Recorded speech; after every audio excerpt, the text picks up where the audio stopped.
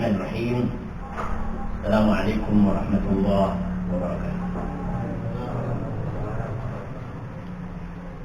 Innal hamdalillah nahmaduhu hamdan katsiran hamdan tayyiban mubarakan fihi kama yuhibbu rabbuna wa yarda. Sallallahu wa sallama ala al-habibil mustafa wal rasulil mujtaba نبينا محمد وآله وصحبه ومن اهتدى ما بعد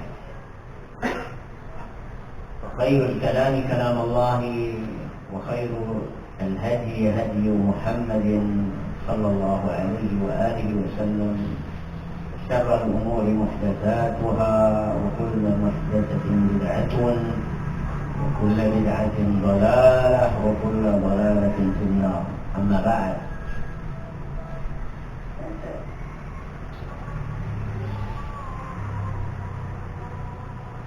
حديثنا بالتفسير من قوله تعالى في سورة النبأ الآية 31 إلى آخر السورة. Mari kita buka surah An-Naba dari ayat ke-31. A'udzu billahi minasy syaithanir rajim.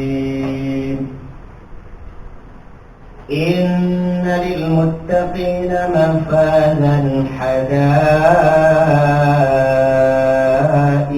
وأعنابا وكواعب أترابا وكأسا دهاقا لا يسمعون فيها لغوا ولا كذابا جزاء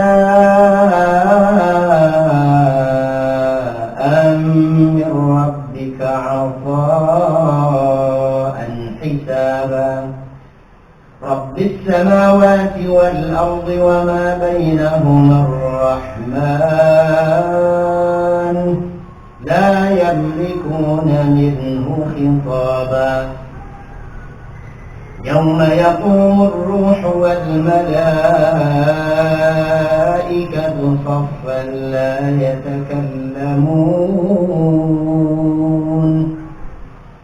يتكلمون إلا من أذن له الرحمن وقال صوابا ذلك اليوم الحق فمن شاء اتخذ إلى ربه مآبا إنا أنذرناكم عذابا قريبا يوم ينظر المرء ما قدمت يداه ويقول الكافر يا ليتني كنت ترابا.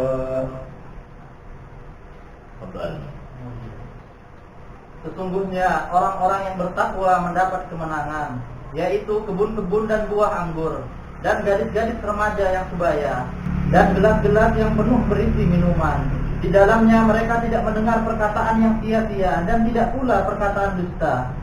Sebagai balasan dari Tuhanmu dan pemberian yang cukup banyak.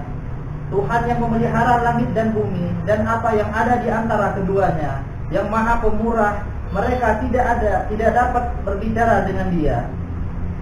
Pada hari ketika ruh dan para malaikat berdiri bersaf-saf, mereka tidak berkata-kata kecuali siapa yang telah diberi izin kepadanya oleh Tuhan yang Maha Pemurah dan ia mengucapkan kata yang benar.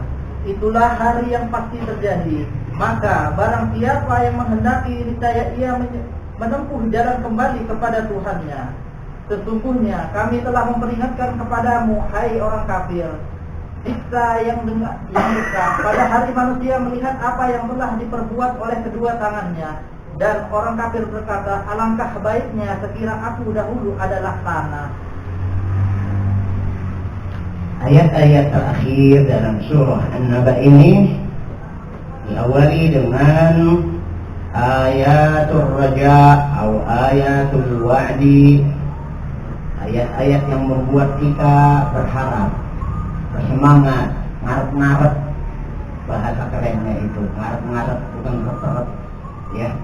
Ayat-ayat yang bikin kita tuh jadi ngarep-ngarep kapan mati, benar nggak? Ada yang berharap-harap kapan mati? Nggak ada. Berarti belum lulus ayat ini. Kita belum lulus ayat ini. Yang belum berharap mati berarti belum. Karena dapat ini semuanya nanti kalau sudah mati. Kalau sekarang deh yang kita hadapi itu banjir, nyamuk, kekeringan, kebakaran, ya, preman, baik preman bersorban maupun preman bertato, maupun preman berdasi. Ini di dunia. Jadi kita ini diiming-imingi oleh Allah Azza wa Jalla dalam ayat-ayat ini, iming-iming yang membuat kita apa? Harap. Itu namanya roja. Jadi ayatul roja, ayat yang membuat kita berharap, pengen banget. Ayatul wa'di, ayat-ayat yang memberi janji, berupa janji yang pasti ditepati. Ya. Pertama kata Allah Jalla, inna lil muttaqina mafazan. Sesungguhnya orang-orang yang bertakwa berhak mendapatkan mafaza. Kata mafaza dari kata fauz. Fauzun, kalau berlomba berarti dia pemenangnya, orang yang dapat kemenangan. Kalau yang berusaha berarti dia yang dapat hasil. Itu namanya mafaza. Mafaza itu bisa bermakna masdar, bisa dianggap sebagai kata tempat. Kalau kata tempat berarti surga. Dan ini nampaknya yang lebih tepat. Sesungguhnya orang-orang yang bertakwa berhak mendapat mafaza. Kalau sebagai kata tempat berarti tempat di mana kemenangan itu ditunjukkan pialanya, ditunjukkan hasilnya. Kenapa ini lebih bermakna tempat dan berarti itu surga? Karena penjelasan dan elaborasi setelahnya itu menunjukkan itu. Sesungguhnya orang yang bertakwa berhak mendapatkan mafaza, yaitu tempat di mana dia dapatkan piala dari Allah, pahala dari Allah, dapatkan hasil dari amal jerih payahnya di dunia, yaitu hadaiqa wa a'naba wa kawa'iba atraba wa ka'san dihaqa. Ini kenikmatan-kenikmatan fisik yang bisa dilihat mata, bisa dirasakan oleh fisik manusia. Pertama, hadaiqa.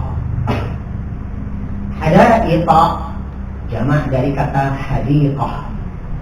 Hadiqah artinya gardens, taman-taman, sawah ladang.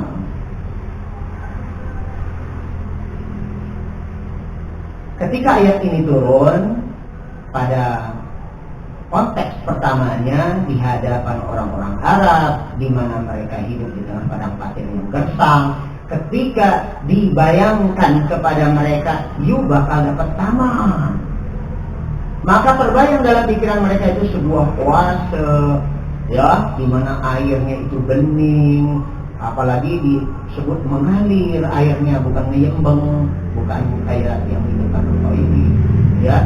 Kemudian juga tanaman-tanamannya yang hijau rano, kemudian buah-buahannya yang mudah banget dipetik, ya. Hadaiq, taman-taman. Wa a'naba, dan taman buah anggur, ya. Itu bergelantungan anggur, mak petik. Tuh, nggak ada uletnya. Di sini kita udah mahal tahunnya, ada ulatnya lagi.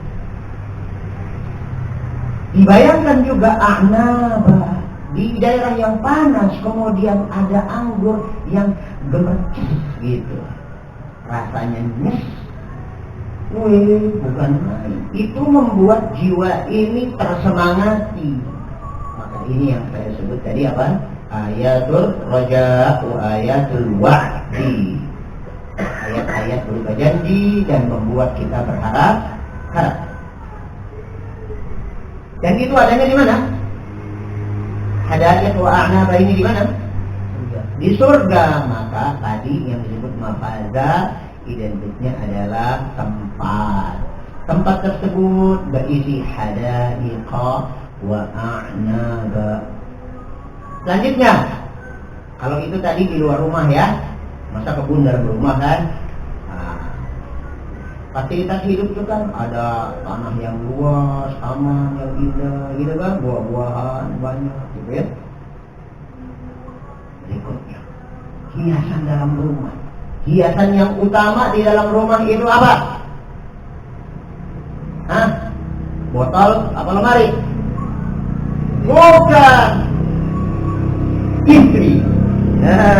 Kang Iwan, tahu istri? 3 istri, gitu.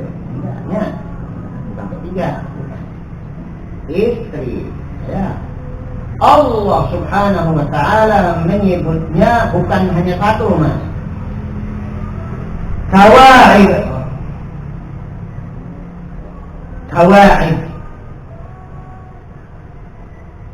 Pemakaian katanya ini memakai isti'arah, meminjam kata yang memiliki indikasi yang tersambung dengan makna yang sesungguhnya. Kawaid itu dari kata ka'ib. Ka'ib itu orangnya, tapi kata dasarnya ka'bun. Ka'bun itu adalah apa?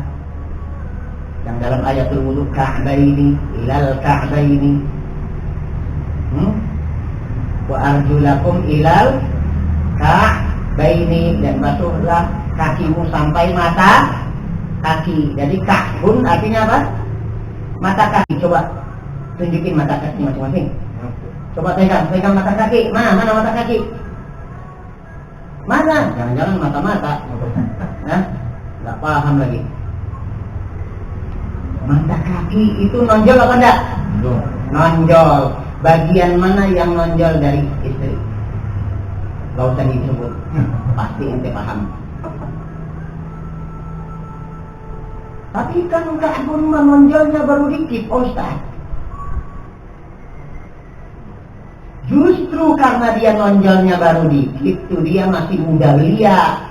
Karena kalau yang sudah emak-emak mah itu namanya babaya, papaya, wasemangka.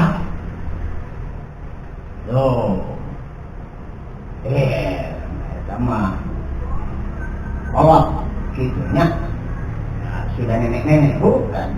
Kawaid ini artinya berarti istri-istri yang muda belia.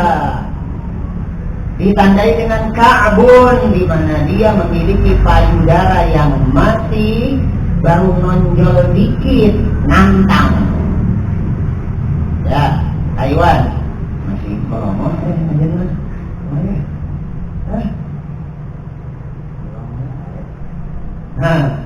ya. Jadi payudaranya masih nongolnya baru sedikit, itu nantang, bentuknya masih menantang, belum nunduk, artinya ini masih muda belia. Dan ini bentuk jamak, kawaib, jamak dari ka'ibatun. Ay al-unsa allati yakunu sadyuha kal-ka'bi, yaitu gadis yang payudaranya masih seperti mata kaki. Aqraba, Apa makna atroba di situ? Makna atrob? Seumuran, selevel. Jadi jeda umurnya tuh pas, selevel. Karena sebenarnya kalau memang wanita itu memiliki kesolehan, ketunduk patuhan, kemahiran dalam menyikapi dan bergaul dengan suami, itu memang yang pas ya, yang selevel. Cuma di dunia kenapa tidak bisa? Yang selevel malah congkak. Coba kalian nikah, ada nggak yang sama teman SMA? Yang seumuran, dulu kamu kelas 3 SMA, dia juga 3 SMA, sekelas bareng. Yang nikah setelah itu.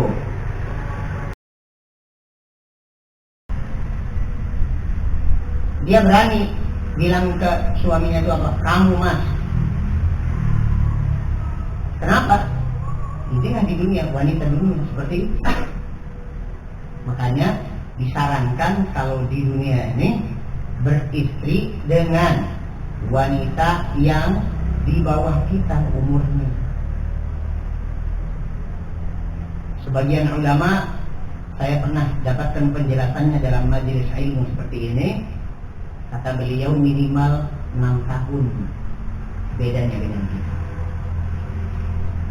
Antara 6 sampai 11 tahun bedanya dengan laki-laki.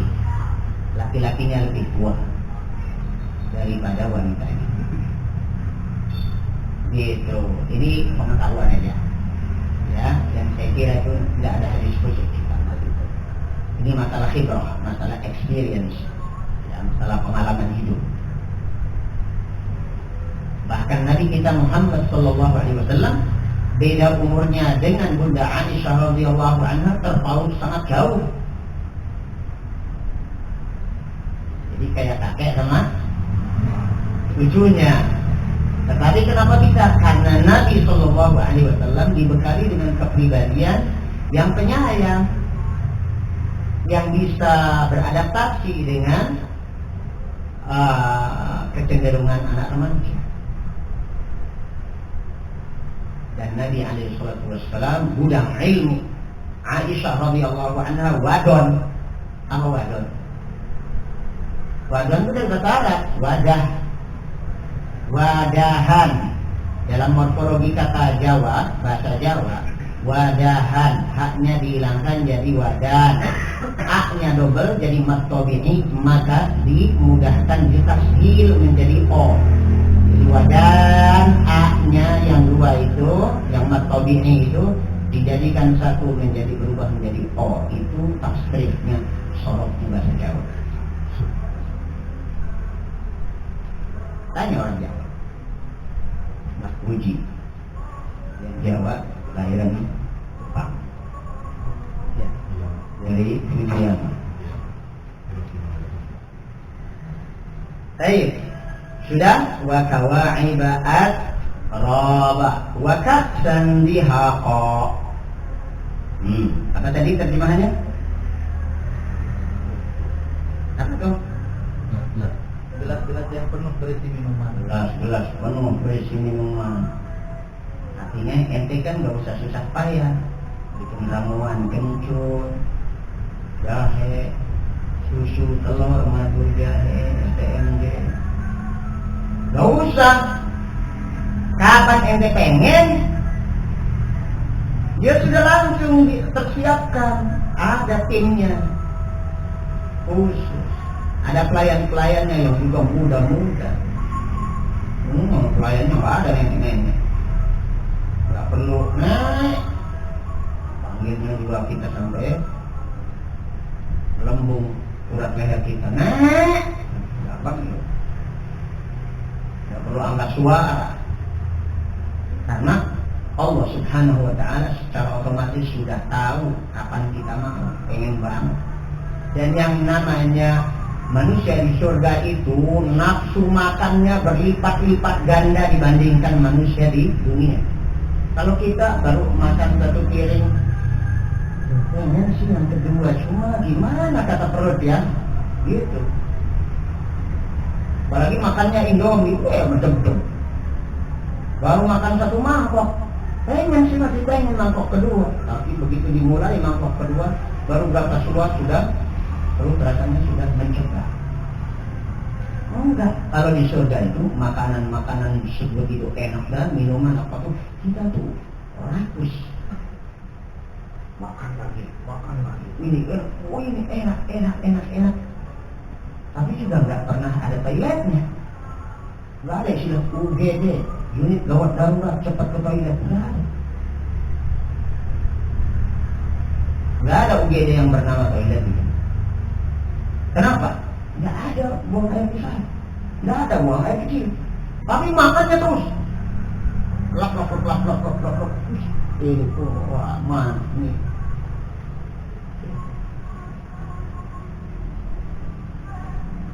Ada yang bingung? Bagaimana buang airnya kan? Kalau gitu kan? Pertanyaannya kan begitu. Tidak ada kencing, tidak ada kegiatan buang air besar, tidak ada ngiduh. Tahu ngiduh? Meludah. Nggak ada ingusan. Kalau secara biologis itu kan proses yang lazim.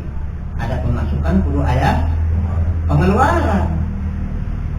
Ya, proses sekresi dan ekskresi itu harus ada.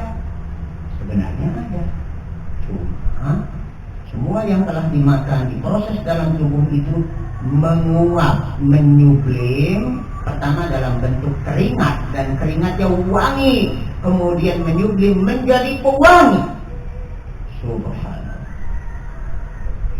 Walhamdulillah. Allah.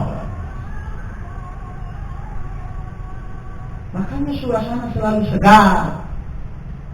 Nah kalau kita di dunia ini kan, yang satu bau kemenyan, yang satu bau kopi, yang satu bau rokok, yang lain lagi bau jengkol, yang lain baunya parfum Mekah. Kalah yang parfum Mekah. Kenapa? Dikepung oleh perjengkolan, perpetean, bawang goreng, kemudian apalagi ini perjigongan yang sudah beberapa hari tidak gosok gigi, kemudian ada yang baru bangun tidur masih belekan. Segala macam aroma bertumpah ruah di situ. Akhirnya apa? Parfum Arab itu enggak ngepek. Saya di surga, subhanallah. Ini yang satu makan minum apa menguap, menyublim keringatnya ke udara, wangi, dan semuanya mengeluarkan aroma yang wangi. Habis mati. Udah gitu, la yasma'una fiha lagwaw wala kidzaba. Ini hubungan sosial, ya, hubungan sosial.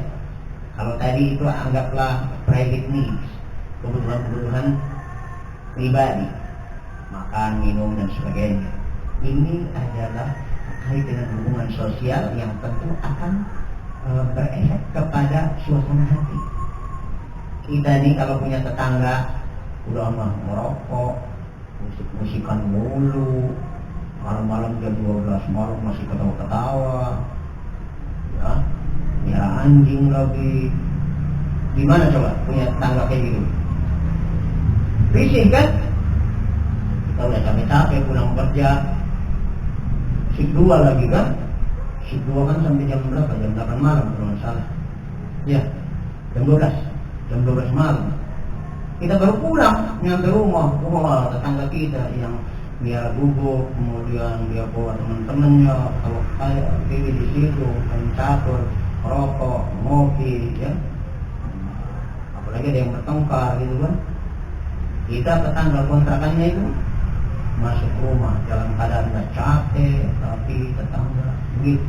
Kenapa saya bicara begini? Saya pernah ngalamin dari kontraktor, tukang kontrak maksudnya.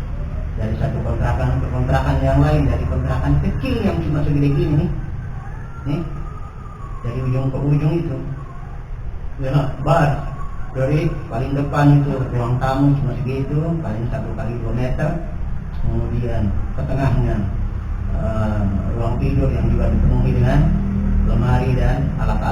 anak-anak. Kemudian ke belakangnya juga ada dapur plus kamar mandi. Saya pernah mengalami beberapa tahun jadi kontraktor begitu. Tetangganya yang 2 malam karaokean apa.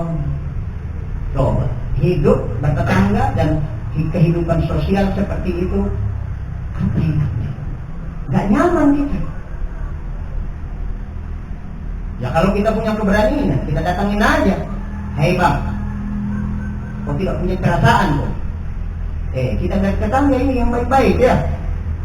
Tani ini sudah pengen tidur, kau masih karaokean. Kau matikan tidak tuh karaokean. Oh iya bang, ya. Makasih Pak Ustaz. Ya. Terima kasih sudah diingatkan kita. Ya, bagus. Besok-besok jangan begitu. Nurut dia. Ya. Begitu yang pernah saya alami. Akhirnya mereka kalau mau apalah itu nanti di pinggir jalan raya kan. Gitu, kumpul-kumpul. Ya. Memang harus ini. Pernah lagi saya punya tetangga tempel. Ini rumahnya agak gede, jadi ya sudah meningkat kan. Rumahnya agak gede. Itu kalau yang tadi itu tahun 2000 ya. Tahun 99 2001 terus sampai 2002 begitu.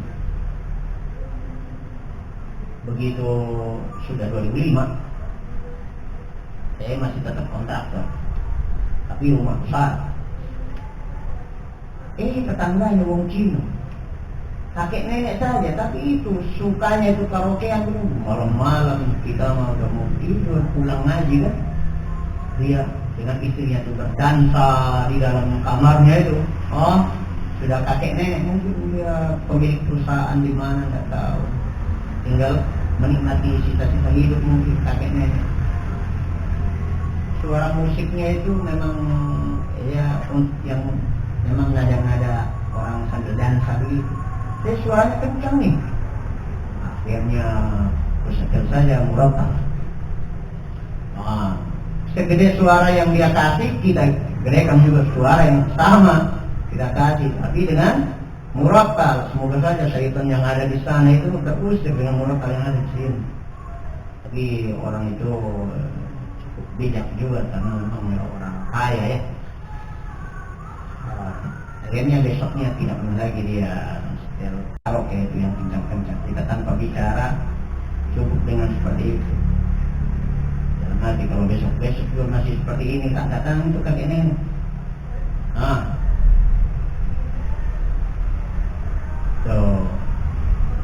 Jadi nggak enak hidup bertetangga seperti itu.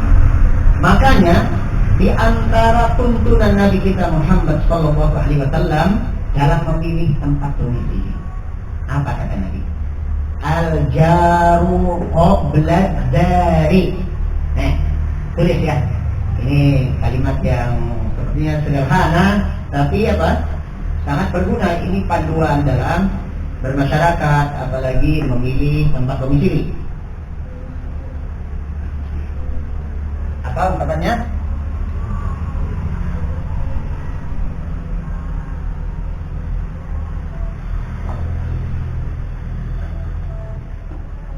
Al-jaru qabla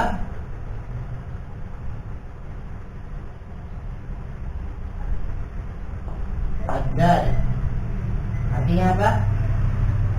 Ini tetangga qabla sebelum ad-dari rumah.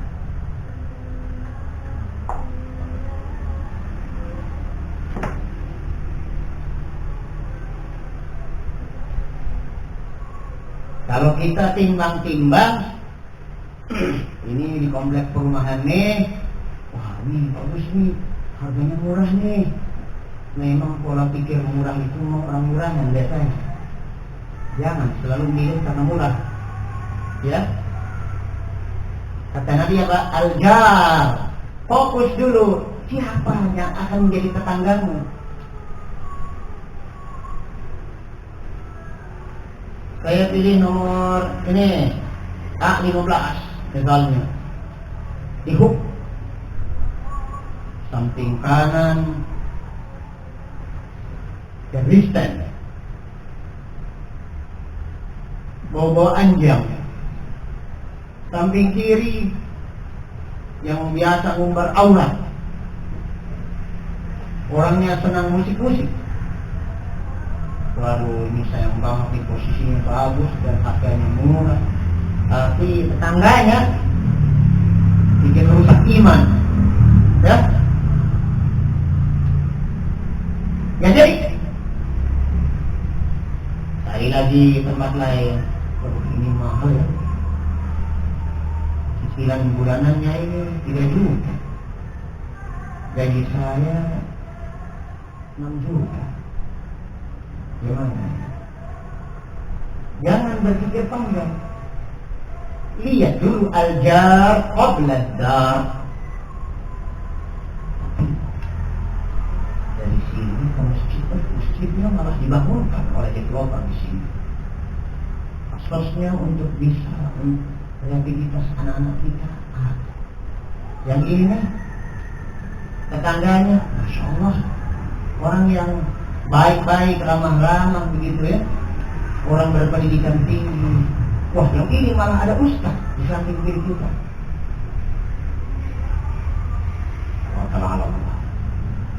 Allah Maha Pemurah.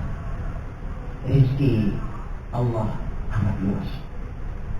Dengan seperti ini saya tertantang untuk banyak berdoa dan memohon kepada Allah. Bismillah, tawakal Allah. Ambil akhirnya rumah tiba-tiba berubah. Amin.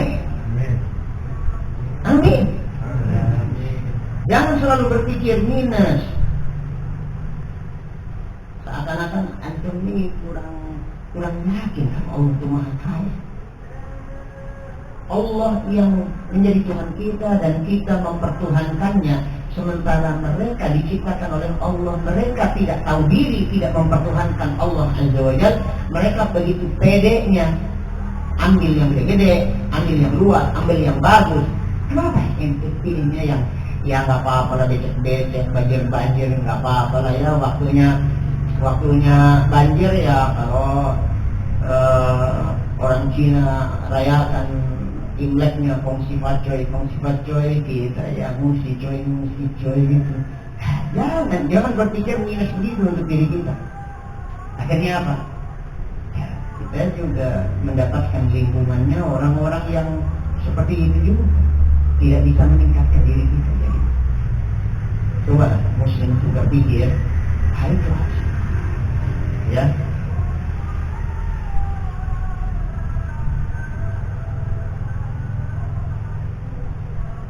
La yasma'una fiha. Mereka di dalam surga itu tidak mendengar lagwan, kata-kata sia-sia. Kenapa? Memang makhluk-makhluk yang di surga itu memang orang pilihan, bukan orang ece-ece. Jadi kita mulai berpikir surga juga dari dunia. Pola pikir kita ini ya dibentuk supaya kita ini berorientasi high class, jangan low class. Jangan selalu berpikir apa adanya, yang penting ada dulu. Berpikirlah apa aja harus ada, apa aja kita usahakan untuk ada. Artinya meningkat, berpikirlah meningkat. Itu lingkungan yang tidak terdengar di dalamnya dalam komunitas itu lagwan wala kirzaba. Kirzaba bentuk bentuk hiperbolik sangat ya daripada kadhib. Kadhib apa artinya? Dusta, hoax. Kalau di sebuah masyarakat yang beredar kebiasaan bohong, susah hidup di tengah masyarakat seperti kebohongan menjadi sebuah hal yang biasa saja. Apalagi kebohongan itu trendsetternya adalah pemimpin negara. Oh, itu lebih parah lagi. Ya? Akhirnya orang menganggap bohong itu sebuah kewajaran dalam hidup. Enggak wajar, itu kurang ajar. Ya, beda antara wajar dan kurang ajar. Jadi lingkungan hidup kita di surga adalah lingkungan yang dipenuhi oleh orang-orang yang tidak memiliki kebiasaan berkata bohong dan sia-sia. Di dalam ayat yang lain apa? La yasma'una fiha lagwan wala ta'thima illa qilan salaman salaman. Sama senada dengan ayat ini. La yasma'una fiha lagwan wala ta'thima. Omongan-omongan yang memunculkan dosa, pelanggaran, nyakitin orang.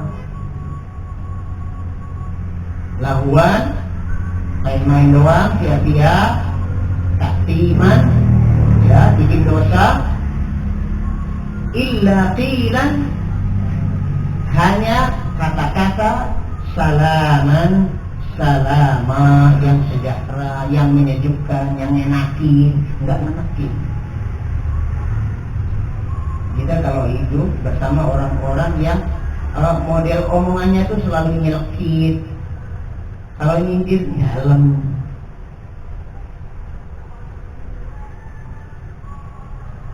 Gimana? Jadi kita nggak betah. Apalagi istri kita yang memang sehari-hari ada di situ. Kitanya pergi ke kantor, kitanya pergi kerja. Mungkin kita terlelai dengan pekerjaan.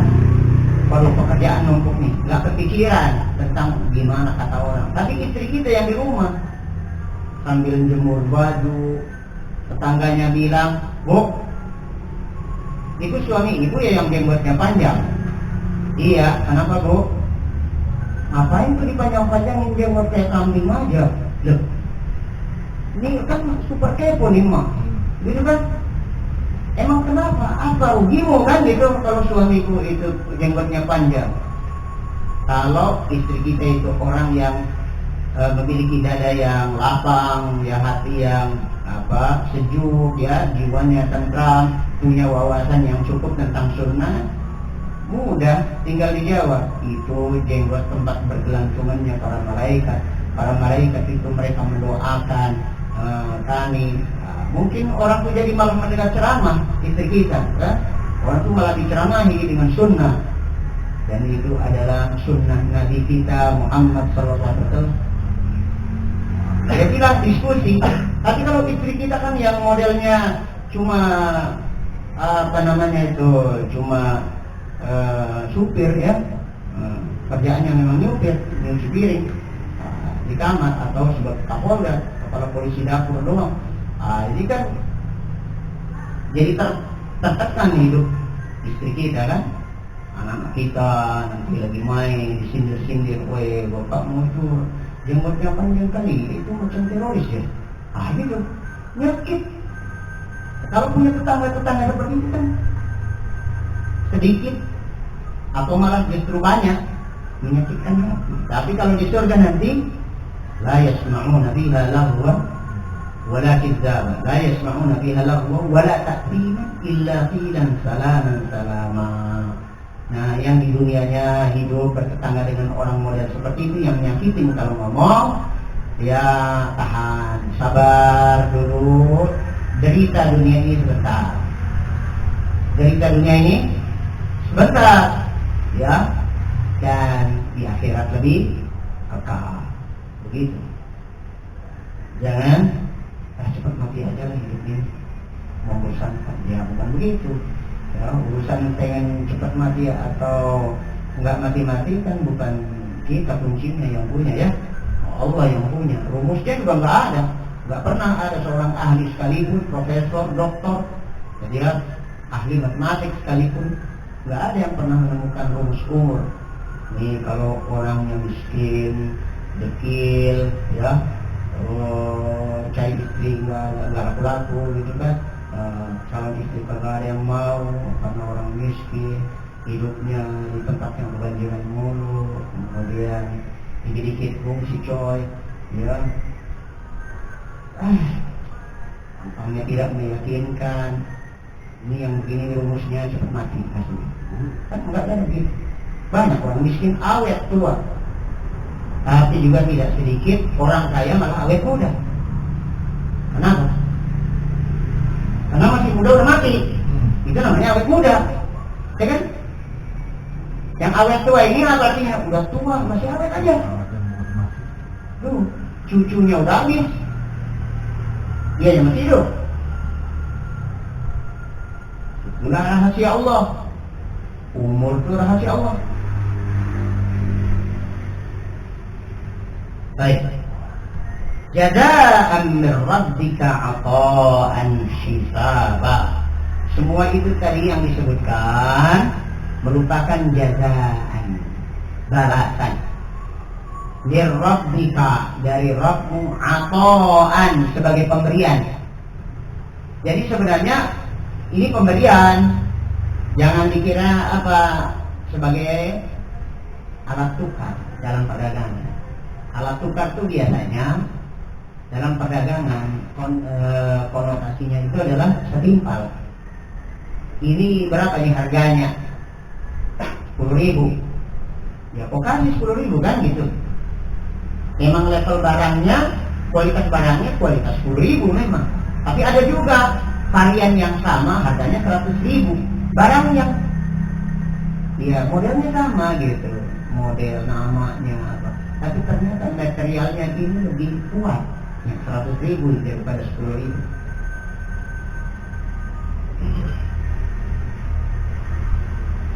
Yang diberikan oleh Allah Subhanahu wa Ta'ala adalah alat tukar yang jauh lebih mahal. Maka ibadah kita ini kalau dikonversi dalam bentuk koin untuk kita membeli surga Allah Azza wa Jalla, koin kita ini tidak ada harganya sama sekali.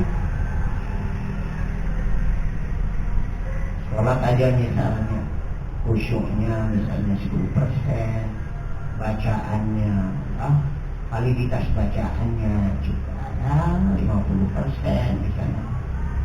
Ya, qalqalah tidak masuk.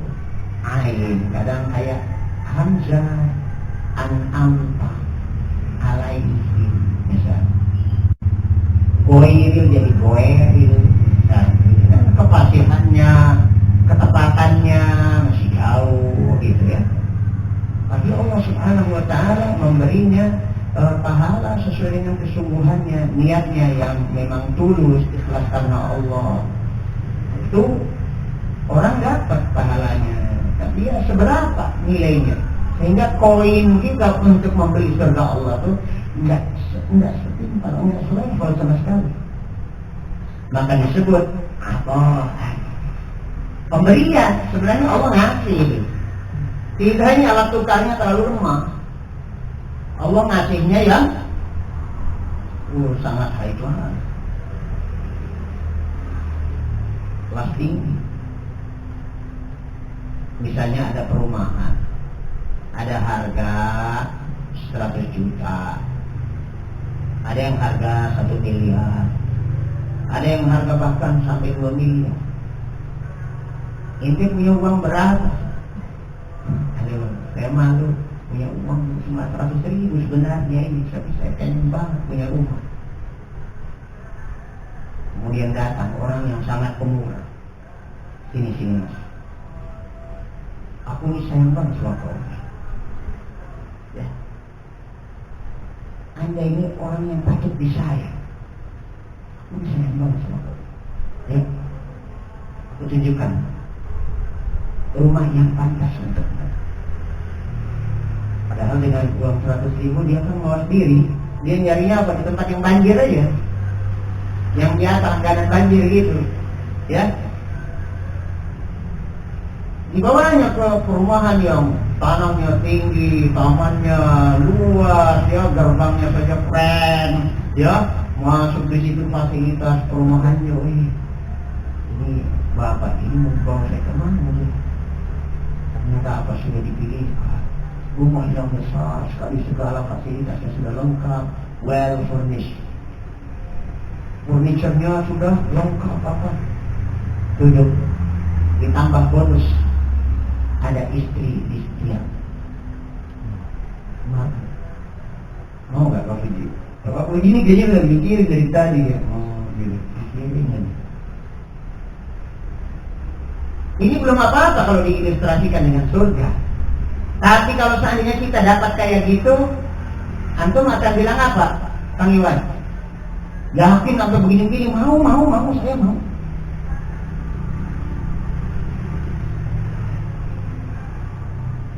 Itu jazaan min rabbika ata'an hisab. Pemberian yang besar sekali. Maka pada kesempatan sebelumnya saya sudah bicara tentang orang yang terakhir kali masuk surga. Ingat? Dia adalah mantan neraka jahanam, alumni jahanam. Namanya apa di dalam hadis Nabi? Al-Jahannami. Mantan atau alumni jahanam. Tapi dia masuk surga terakhir. Dapatnya kayak apa coba? Aku akan berikan kepadamu pemilikan kekayaan seperti yang pernah kuberikan kepada penguasa terkaya di dunia. Langsung orang itu raditu. Aku senang, aku rela ya Allah. Cukup. Udah senang banget dia. Aku akan berikan kepadamu yang semisalnya lagi, ditambah lagi yang segitu, 3 kali lipat. Mau ya Allah. Udah lagi senang-senangnya gitu, aku akan berikan kepadamu setelah itu 10 kali lipatnya lagi dari itu. Allahu Akbar. Nah, ayat-ayat ini sampai jazaan min rabbika ata'an hisaba. Ini ayatul wa'di wa ayatul raja. Ayat yang membuat kita berharap. Kalau berharap surga, ya sia-sia. Harus semangat amalnya, perbaiki amalnya, kan gitu ya. Makanya nanti kita akan disindir di ayat ke-39. Faman syaa'a ittakhadha ila rabbih ma'ab. Nanti kita sambung. Lanjut. Setelah itu ayat ke-37, Rabbis samawati wal ardi wa ma bainahuma ar-rahmani. Ya. Itu sebenarnya Rabbis samawati wal ardi wa ma bainahuma ar-rahmani itu nyambung antara Rabb dengan Rahman. Jadi Allah adalah Rabbis samawati wal ardi wa ma bainahuma. Itu yang pertama. Yang kedua adalah Ar-Rahman.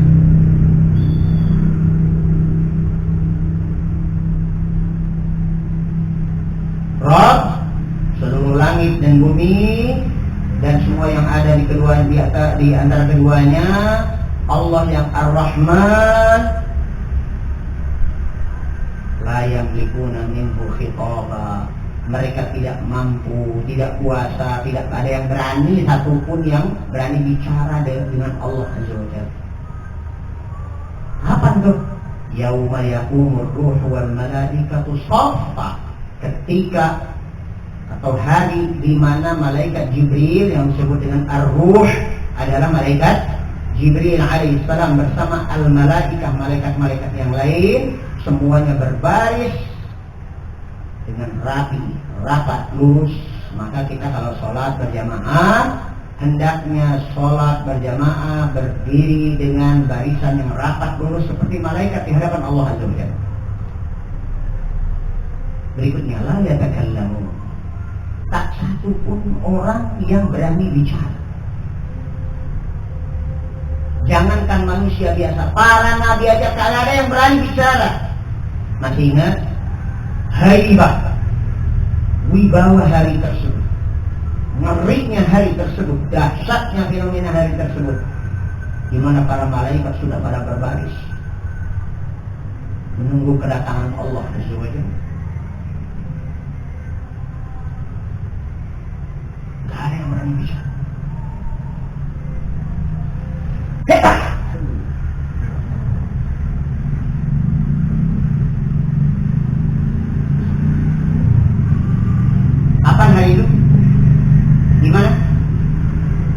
Ingat pelajaran kemarin di padang mahsyar. Masih ingat manusia berbondong-bondong pertama datang kepada siapa? Nabi Adam alaihissalam. Karena apa? Dianggap Nabi Adam punya keistimewaan di mata Allah. Anta Abul Bashar, kau adalah bapaknya seluruh manusia. Khalaqaka biyadihi. Allah ciptakan dirimu dengan tangannya langsung. Ini sebuah keistimewaan. Setelah kau jadi, pertama kau bertempat di surga. Belum ada di antara manusia ini yang masuk ke dalam surga.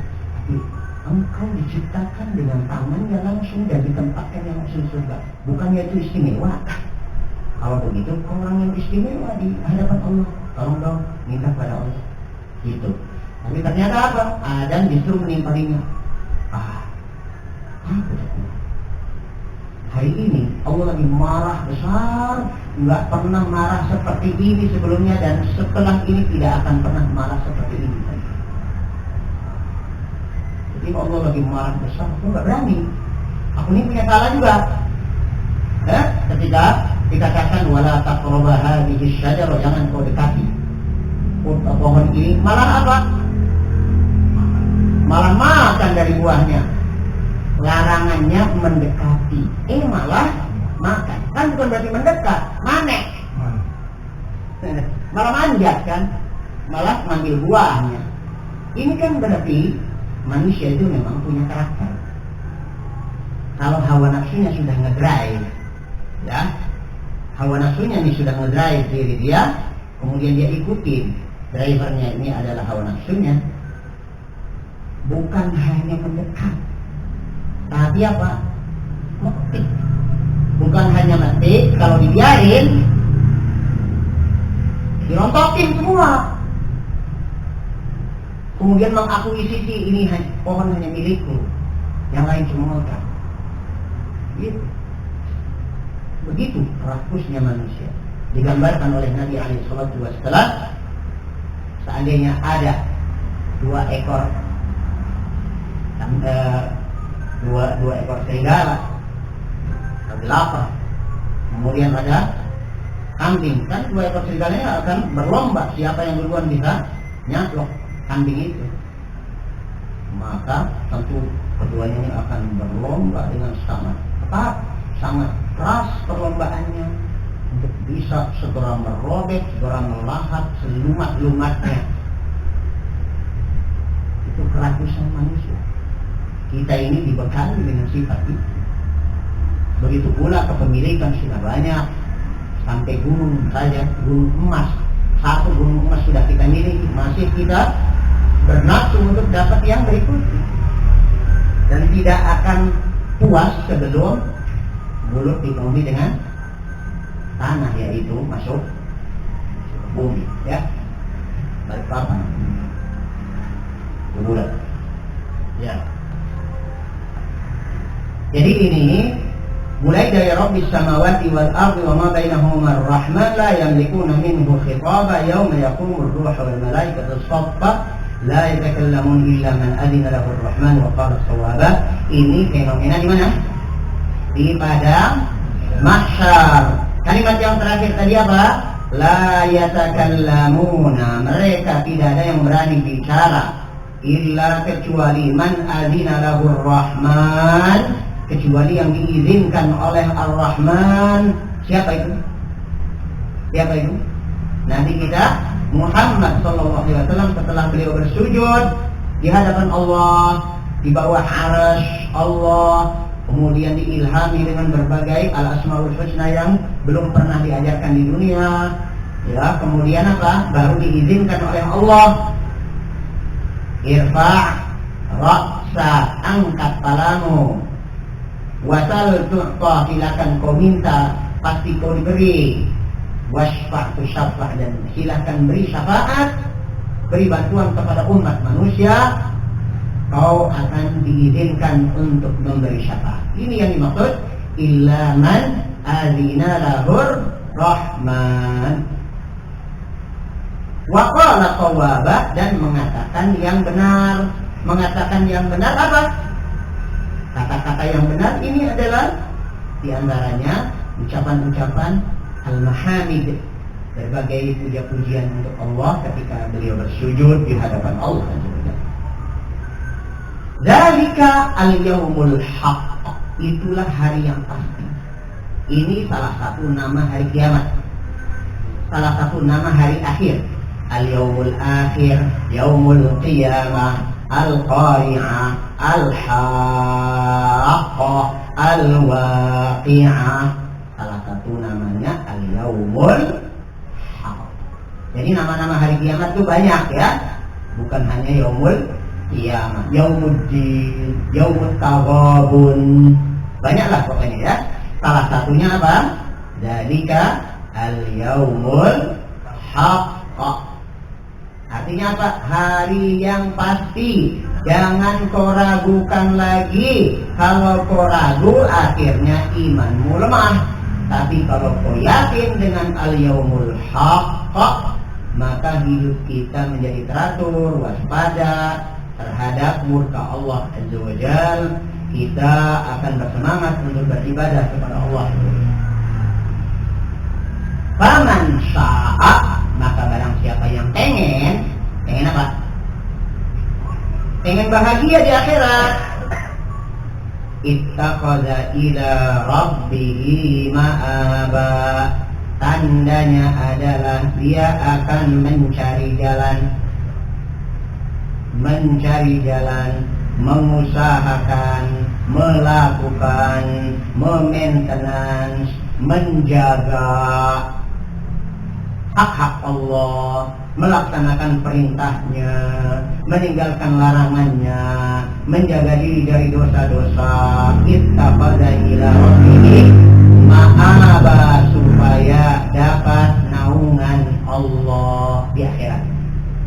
Karena tempat di akhirat itu cuma dua, yang satu surga, yang satu neraka ya. Jangan dibilang akan nanti yang nyari yang anget-anget aja di antara surga dan neraka, nggak ada, dan nggak ada jasa kontrakan di akhirat. Inna anzarnakum azaban qariba, kata Allah, sesungguhnya kami sudah memperingatkan kalian akan azab yang sudah dekat.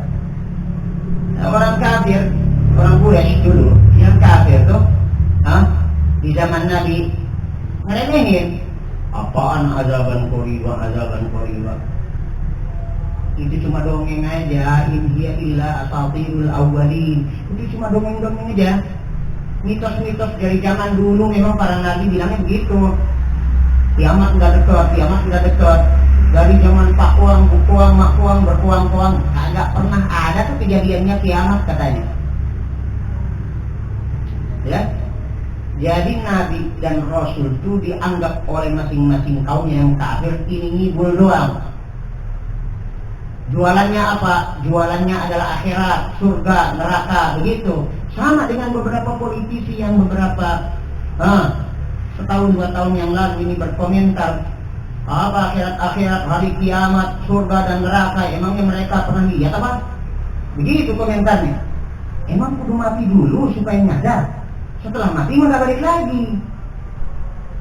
Justru tidak dianggap beriman kalau orang sudah melihat duluan surga dan neraka, baru nyadar. Nyadarnya pada saat itu nggak ada gunanya. Yauma la yanfa'u malun wala banun. Hari di mana punya harta dan anak-anak tidak ada lagi gunanya. Sekarang kita punya harta, manfaatkan untuk beli surga. Membeli surga dengan dunia kita. Kita punya anak, kita manfaatkan. Kita punya anak 1, 2, 3, apalagi 9, apalagi 11. Jangan cuma dibentuk jadi kesebelasan. Bikin proyek untuk akhirat. Antum bisa bahagia di akhirat. Masuk surga sekeluarga, seanak pinak, sedulur kabeh, bareng sana. Ya. Yauma yanzurul mar'u ma qaddamat yadah. Yaitu hari di mana setiap orang akan melihat hasil. Nah, dia hasilnya. Hasil dari apa? Apa yang dilakukannya, apa yang diperbuat tangannya, apa yang dilakukan oleh tangannya. Apa? Kebaikan dan keburukan. Faman ya'mal mithqala dzarratin khairan yarahu wa man ya'mal mithqala dzarratin syarran yarah. Yang berbuat baik meskipun sekecil cuil pun akan dapatkan balasan. Yang berbuat jahat pun ya begitu. Wa yaqulul kafir, dan pada hari itu orang kafir bilang, ya laitani kuntu turaba. Duhai nyesel kali andaikan saja dulu di dunia aku cuma sekedar sebutir debu.